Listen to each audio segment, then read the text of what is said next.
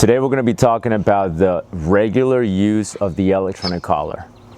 So the e-collar, because it has two contact points, and the only way that it's going to work is if these two contact points touch the skin, that means the e-collar has to be snug.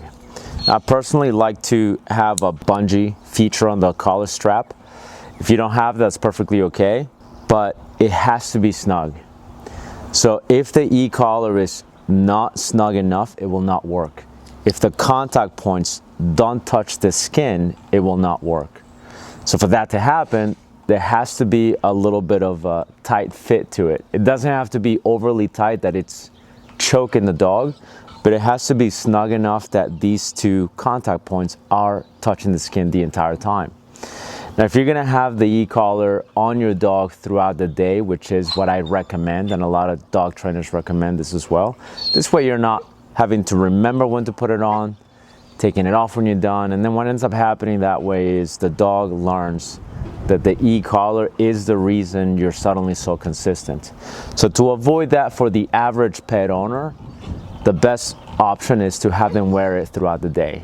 Now, what does throughout the day mean? That means about 12 hours per day. The problem with having the e-collar kind of snug for 12 hours or more per day is you run the potential risk of the contact points creating pressure sores on the skin if they're wearing it for more than 12 hours. Now, if you keep the e-collar on for about 12 hours or more per day, what's going to happen is you potentially run the risk of the contact points causing some pressure sores on the skin. This has nothing to do with the electronic stimulation. It's just the rubbing of the contact points on the skin for an extended period of time. So if you can keep it to 12 hours or less, that's ideal. A lot of times if you have a long day and your day starts pretty early and your day ends pretty late, you're possibly having the dog wearing it for over 12 hours without you realizing it. Well, naturally, we don't want the pressure sores that could happen as a result of the contact points on the skin the entire time. So one of the things that works really well is if you shift the contact points or the receiver from one side of the neck to a different part of the neck. What will happen is it will leave this area a little bit of a break when you switch it somewhere about midday. So in this dog, for instance, like Samara has her e-collar on throughout the day.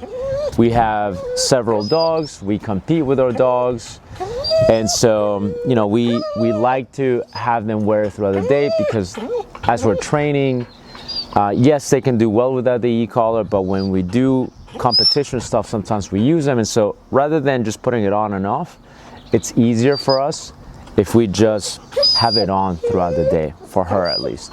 She comes out, all kinds of stuff. If you're enjoying this video, do me a huge favor and share it with somebody that you think might find it helpful. Free.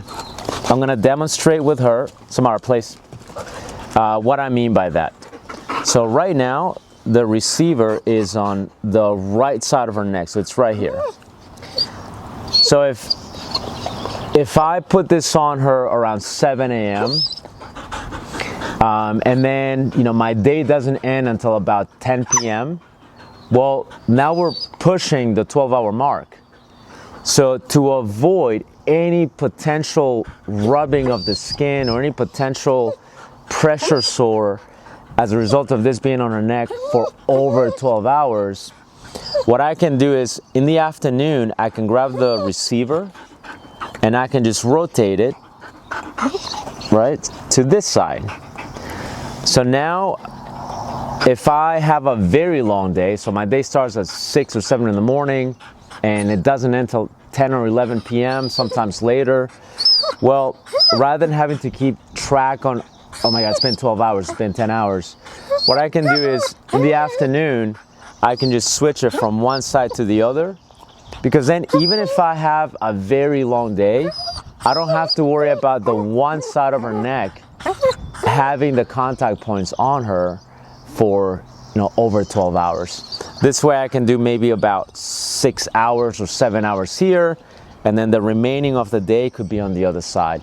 So this works really great. That way you don't have to worry about the you don't have to worry about the pressure source being an issue.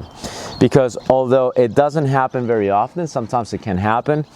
And if the pressure source go unchecked, if you're not aware of them, they can become infected. So obviously we don't want that to happen because of something that could be prevented by just switching the receiver from one side to the other.